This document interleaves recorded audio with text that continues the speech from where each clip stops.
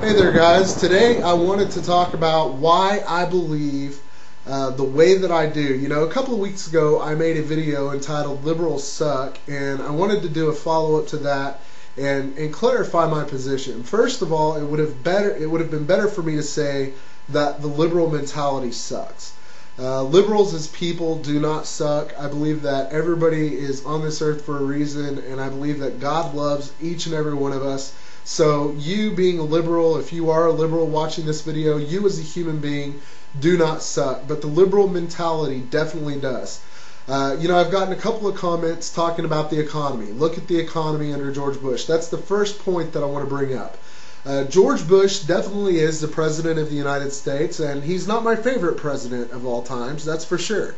But George Bush, being the President of the United States, cannot do anything without the powers at be giving him the authority to do so. George Bush has put forth some excellent ideas. You know, we're struggling right now, for example, with high energy costs, high gas prices. Gas prices are through the roof. Notice I wore my Chesapeake hat today. There's a reason for that. You know, people want to point their finger and blame big oil. They want to take the money away from big oil. That's fine, whatever. It's stupid, but, you know, if you want to continue to pay higher gas prices, you're more than welcome to do that.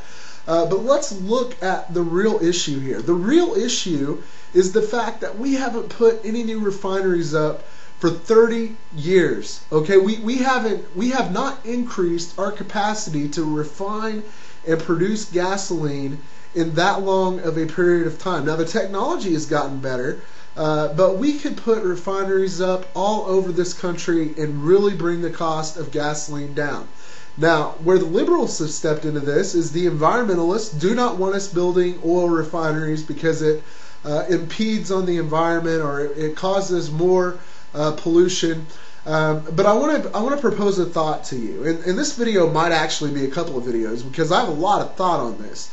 The thought is this.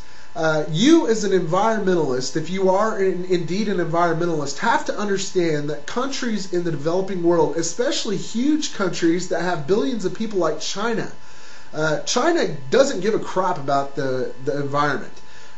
They're going to continue to pollute. They're going to continue to do what's best in the strategic interests of their country, regardless of how much they pollute, regardless of what they do to the environment. They're not going to care.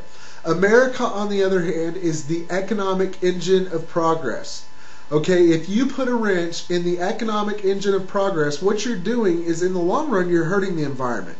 Because right now we have oil that we can get to that environmentalists and liberals are stepping in saying, no, we can't ruin the pristine environment, whatever. For one, trees live off of carbon dioxide, guys. You're worried about the planet, you're worried about trees, you want to be a tree hugger. Trees love carbon dioxide. This is what they breathe in, the carbon dioxide, and they in turn breathe out the oxygen that we breathe. Trees love it.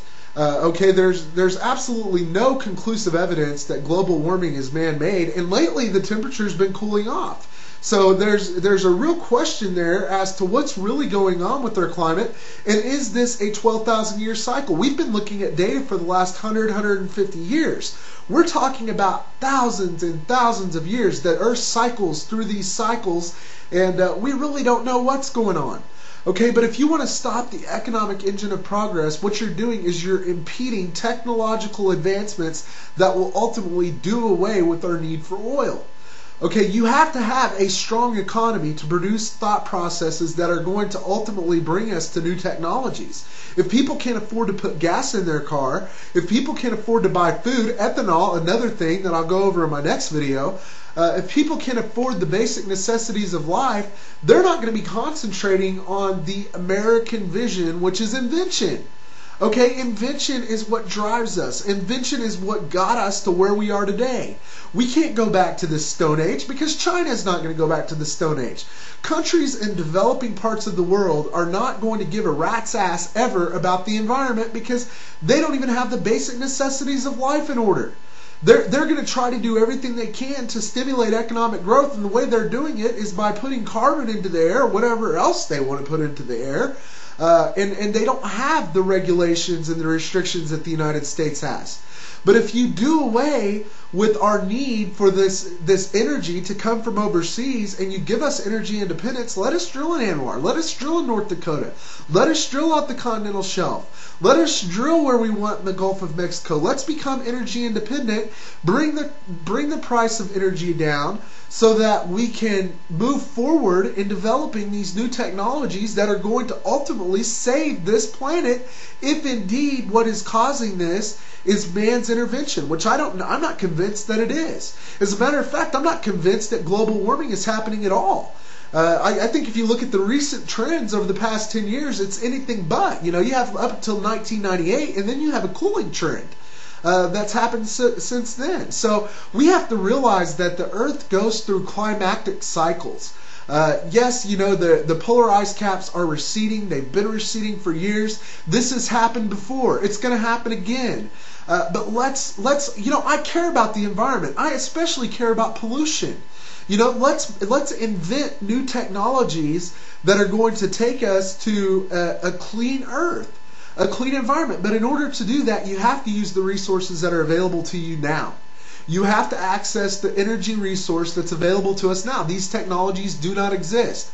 How are you going to stimulate growth of these technologies? Guys, there's a lot of money in developing clean energy technologies. Okay? People who are entrepreneurial minded realize this. People who have that entrepreneurial spirit to them realize that there's a lot of money to be made. So let's go out and make money. But in order to make money, you're going to have to free up our own energy sources and let us do what we can do for the environment in the long run, because that's where it's really going to count. That's where we can take the technology that we develop, we can sell it to China, we can sell it, we can come up with it. We came up with oil. We came up with the technology that we have now, the internal combustion engine.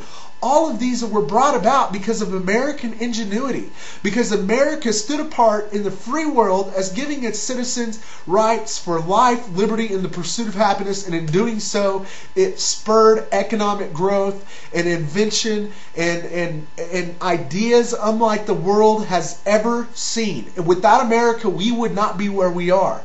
Okay, so realize this. Realize that without America here, you're not going to have anybody to develop the technology that's needed to give us a clean, environmentally friendly energy and a clean planet for our grandkids and our grandkids' kids, so on and so forth, 100 generations from now. We have to take control of this issue now, and the only way we're going to do it is with the energy that we have available to us, and that is oil.